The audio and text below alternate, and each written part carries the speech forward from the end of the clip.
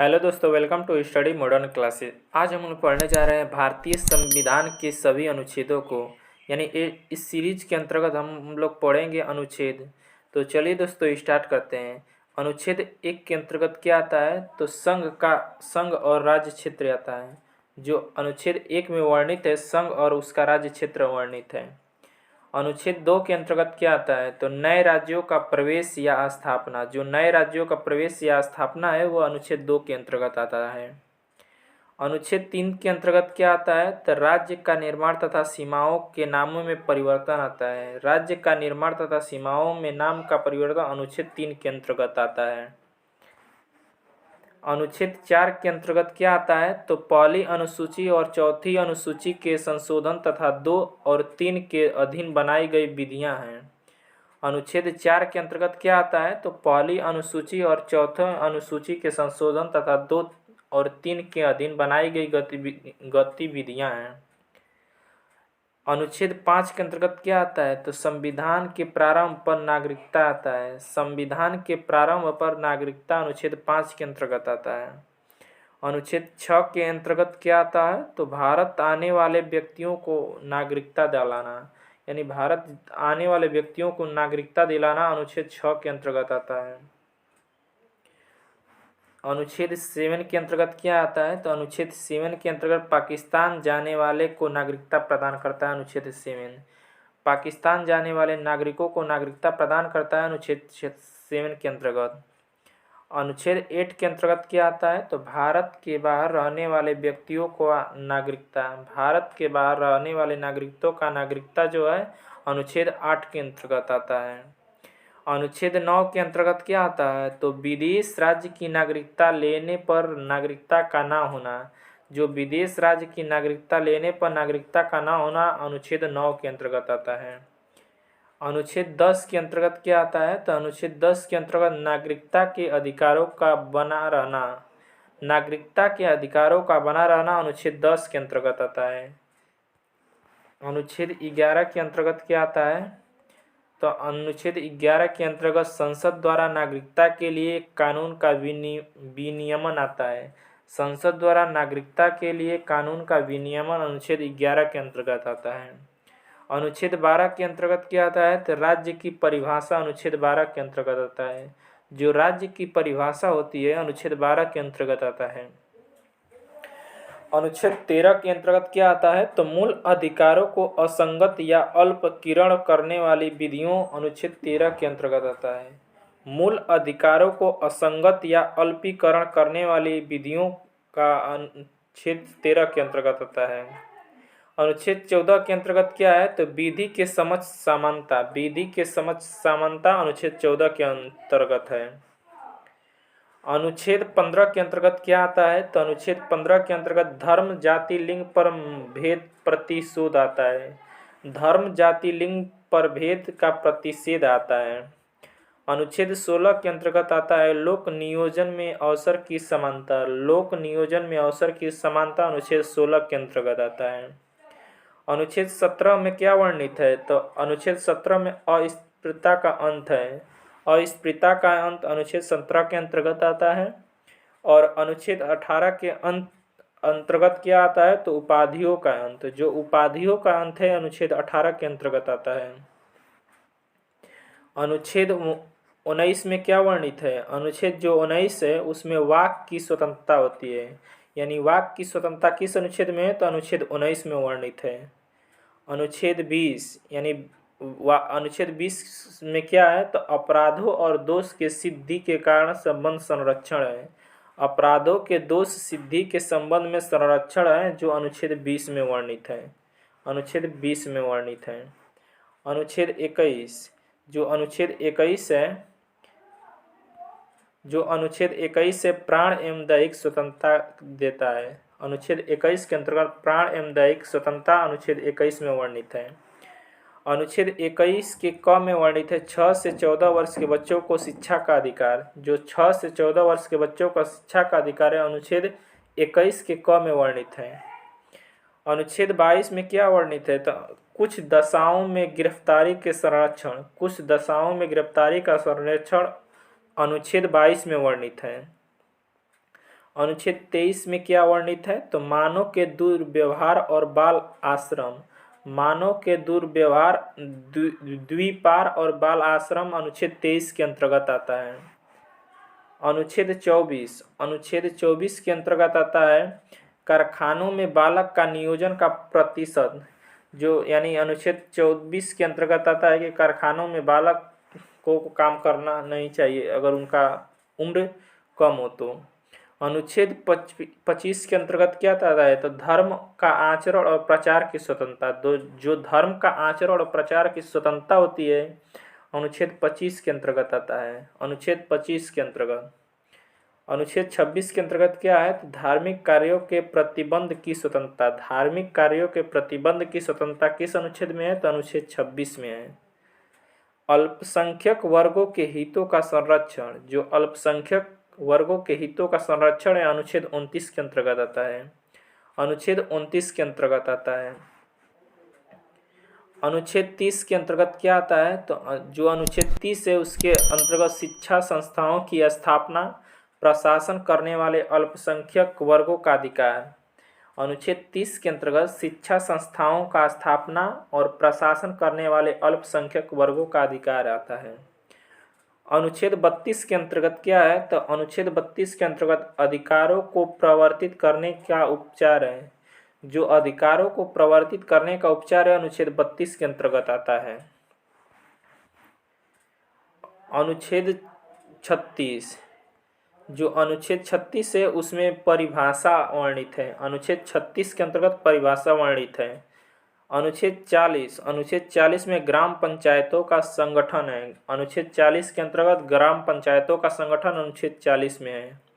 अनुच्छेद 48 कृषि और पशुपालन का संगठन अनुच्छेद 48 में है। जो कृषि और पशुपालन का संगठन है अनुच्छेद 48 के अंतर्गत है। अनुच्छेद 48 का क यानी पर्यावरण, वन तथा वन्य जीवों का रक्षा करना अनुच्छेद 48 का क के अंतर्गत आता है। अनुच्छेद 49 के अंतर्गत राष्ट्रीय स्मारक और स्थानों और वस्तुओं का संरक्षण है। राष्ट्रीय स्मारक, स्थानों और वस्तुओं का संरक्षण अनुच्छेद 49 के अंतर्गत आता है। कार्यपालिका से न्यायपालिका का पृथक्करण किसके अंतर्गत आता है? तो अनुच्छेद 50 के अंतर्गत। कार्यपालिका से न्यायपालिका का पृथक्करण अनुच्छेद 50 के अंतर्गत आता है। अनुच्छेद 51 के अंतर्गत अंतर्राष्ट्रीय शांति और सुरक्षा। अंतर्राष्ट्रीय शांति और सुरक्षा अंतर्गत आता है अनुच्छेद 51 के अंतर्गत। अनुच्छेद 51 के क में क्या वर्णित है? तो मूल कर्तव्य है। मूल कर्तव्य किस में है? तो 51 के क में है। अनुच्छेद 52, जो अनुच्छेद 52 होता है उसमें क्या वर्णित है? तो अनुच्छेद 52 के अंतर्गत भारत का राष्ट्रपति। अनुच्छेद 52 में क्या है? तो भारत के राष्ट्रपति का वर्णन है। अनुच्छेद 53 के अंतर्गत संघ की कार्यपालिका शक्ति है। अनुच्छेद 53 के अंतर्गत संघ की कार्यपालिका शक्ति नीति है। अनुच्छेद 54 के अंतर्गत क्या आता है? तो राष्ट्रपति का निर्वाचन है। जो राष्ट्रपति का निर्वाचन होता है अनुच्छेद 54 के अंतर्गत होता है। अनुच्छेद 54 के अंतर्गत होता है। अनुच्छेद 55, जो अनुच्छेद 55 है राष्ट्रपति के निर्वाचन की रीति को दर्शाता है। राष्ट्रपति के निर्वाचन की रीति को अनुच्छेद 55 में दर्शाया गया है। अनुच्छेद 56 राष्ट्रपति की पदावधि। जो राष्ट्रपति की पदावधि है अनुच्छेद 56 के अंतर्गत है। अनुच्छेद 57 में क्या वर्णित है? तो पुनः निर्वाचन के लिए प्राप्तता जो है, पुनः निर्वाचन के लिए प्राप्तता किस अनुच्छेद में है? तो अनुच्छेद 57 में वर्णित है। अनुच्छेद 58 में क्या वर्णित है? तो राष्ट्रपति निर्वाचन होने के लिए आहर्त है। राष्ट्रपति निर्वाचन होने के लिए आहर्त है अनुच्छेद 58 के अंतर्गत। अनुच्छेद 58 के अंतर्गत। अनुच्छेद 59 में क्या वर्णित है? तो जो अनुच्छेद 59 है उसमें राष्ट्रपति के पद के लिए शर्तें हैं। जो राष्ट्रपति के पद के लिए शर्तें हैं किस अनुच्छेद में है? तो अनुच्छेद 59 में वर्णित है। अनुच्छेद 60 के अंतर्गत क्या है? तो राष्ट्रपति का शपथ है। यानी कि राष्ट्रपति का शपथ किस अनुच्छेद में वर्णित है? तो अनुच्छेद 60 में वर्णित है।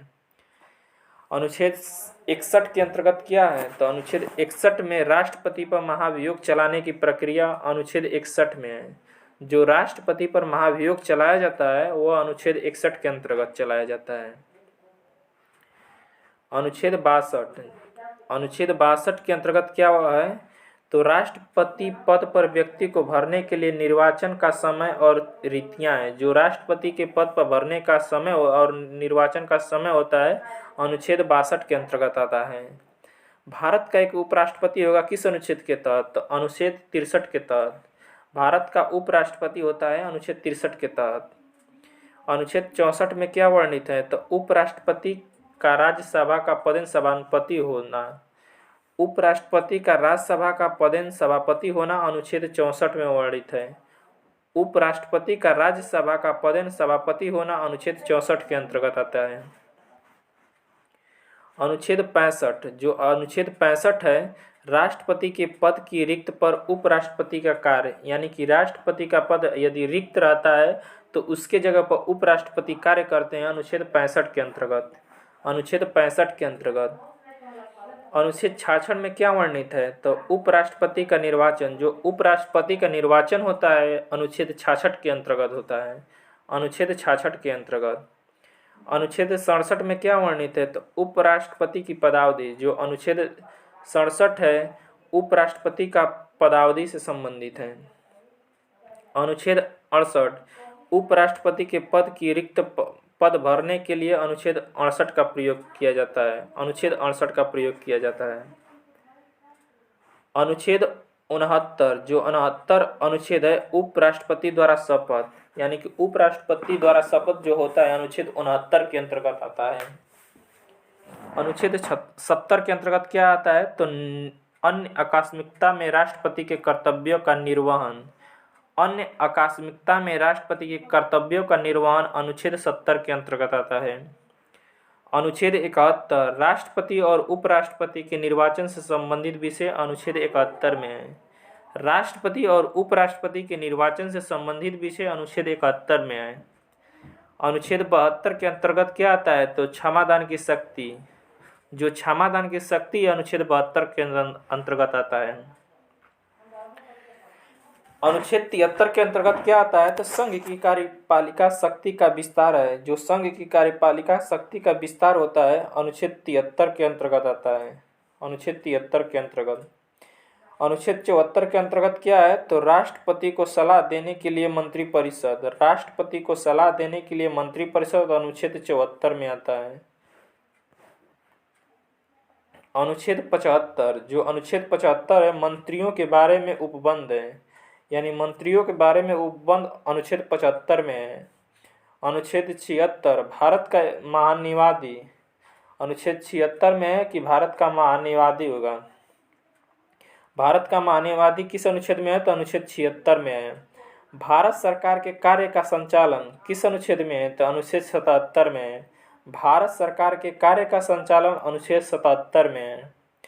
अनुच्छेद 78 में क्या वर्णित है, तो राष्ट्रपति को जानकारी देने के लिए प्रधानमंत्री, राष्ट्रपति को जानकारी देने के लिए प्रधानमंत्री के कर्तव्य अनुच्छेद 78 में है। अनुच्छेद 78 में अनुच्छेद 79 संसद का गठन अनुच्छेद 79 के अंतर्गत है। जो संसद का गठन होता है अनुच्छेद 79 के अंतर्गत है। अनुच्छेद 80 राज्यसभा की संरचना, राज्यसभा की संरचना अनुच्छेद 80 में वर्णित है। अनुच्छेद 81 लोकसभा की संरचना अनुच्छेद 81 में है। अनुच्छेद 81 में क्या है, तो लोकसभा की संरचना है। अनुच्छेद 83 संसद के सदनों की अवधि, जो संसद के सदनों की अवधि होती है अनुच्छेद 83 के अंतर्गत आता है। 83 के अंतर्गत आता है। अनुच्छेद 84 अनुच्छेद 84 के अंतर्गत संसद सदस्यों के लिए आहर्त है। संसद सदस्यों के लिए आहर्त है अनुच्छेद 84 के अंतर्गत। अनुच्छेद 85 संसद का सत्र सत्रवासन और विघटन अनुच्छेद 85 के अंतर्गत आता है। संसद का सत्र सत्रवासन और विघटन अनुच्छेद 85 के अंतर्गत आता है। अनुच्छेद 87 राष्ट्रपति का विशेष अभिभाषण, जो राष्ट्रपति का विशेष अभिभाषण होता है अनुच्छेद 87 के अंतर्गत। अनुच्छेद 87 के अंतर्गत अनुच्छेद 88 अनुच्छेद 88 में सदनों के बारे में मंत्रियों और महान्यायवादी का अधिकार है। सदनों के बारे में मंत्रियों और महान्यायवादी का अधिकार अनुच्छेद 88 के अंतर्गत है। अनुच्छेद 89 यानी राज्यसभा का सभापति और उपसभापति। राज्यसभा का सभापति और उपसभापति अनुच्छेद 89 के अंतर्गत आते हैं। अनुच्छेद 90 में क्या वर्णित है? तो उपराष्ट्रपति का पद रिक्त होना या पद हटाया जाना अनुच्छेद 90 में वर्णित है। उपराष्ट्रपति का पद रिक्त होना या पद हटाया जाना अनुच्छेद 90 में वर्णित है। अनुच्छेद 91 सभापति के कर्तव्यों का पालन और शक्ति। सभापति के कर्तव्यों का पालन और शक्ति अनुच्छेद 51 के अंतर्गत वर्णित है। अनुच्छेद 92 सभापति या उपसभापति को पद से हटाने या संकल्प विचाराधीन हो तथा उसका पीठासीन न होना किस अनुच्छेद के अंतर्गत है? तो अनुच्छेद 92 के अंतर्गत है। अनुच्छेद 93 के अंतर्गत क्या है? लोकसभा का अध्यक्ष और उपाध्यक्ष। जो लोकसभा का अध्यक्ष और उपाध्यक्ष होता है अनुच्छेद 93 के अंतर्गत। अनुच्छेद 93 के अंतर्गत जो यहाँ पर अनुच्छेद होगा अनुच्छेद 94 के अंतर्गत क्या है? तो अध्यक्ष और उपाध्यक्ष का पद रिक्त होना। अध्यक्ष और उपाध्यक्ष का पद रिक्त होना अनुच्छेद 94 के अंतर्गत आता है। अनुच्छेद 95 के अंतर्गत क्या आता है? तो जो अनुच्छेद 95 है तो अध्यक्ष में कर्तव्य एवं शक्तियाँ। अध्यक्ष में कर्तव्य एवं शक्तियाँ अनुच्छेद 95 के अंतर्गत आता है। अनुच्छेद 96 के अंतर्गत क्या आता है? तो अध्यक्ष उपाध्यक्ष को पद से हटाने का संकल्प हो तब तथा उसका पीठासीन न होना। अध्यक्ष उपाध्यक्ष को पद से हटाने तथा संकल्प हो तथा उसका पीठासीन न होना अनुच्छेद 96 के अंतर्गत आता है। अनुच्छेद 96 के अंतर्गत आता है। सभापति या उपसभापति या अध्यक्ष तथा उपाध्यक्ष के वेतन और भत्ते। सभापति उपसभापति तथा अध्यक्ष एवं उपाध्यक्ष वेतन और भत्ते अनुच्छेद 97 के अंतर्गत आता है। अनुच्छेद 97 के अंतर्गत। अनुच्छेद 98 में क्या है? तो संसद का सचिवालय। जो संसद का सचिवालय है वह अनुच्छेद 98 में वर्णित है। अनुच्छेद 99 में क्या वर्णित है? तो सदस्य द्वारा शपथ या प्रतिज्ञान या सदस्य द्वारा शपथ अनुच्छेद 99 में वर्णित है। अनुच्छेद 99 में वर्णित है। अनुच्छेद 100 यानी कि जो अनुच्छेद 100 है उसमें क्या है? तो संसाधनों में मतदान रिक्तियां होते हुए भी सदनों के कार्य करने की शक्ति और गणपूर्ति। संसाधनों में मतदान की रिक्तियां होते हुए भी सदनों के कार्य करने की शक्ति और गणपूर्ति अनुच्छेद 100 के अंतर्गत आता है। अनुच्छेद 100 के अंतर्गत आता है। अगर दोस्तों आप लोगों को ये वीडियो अच्छा लग रहा है तो प्लीज़ जितना हो सके आप इस वीडियो को शेयर कीजिए।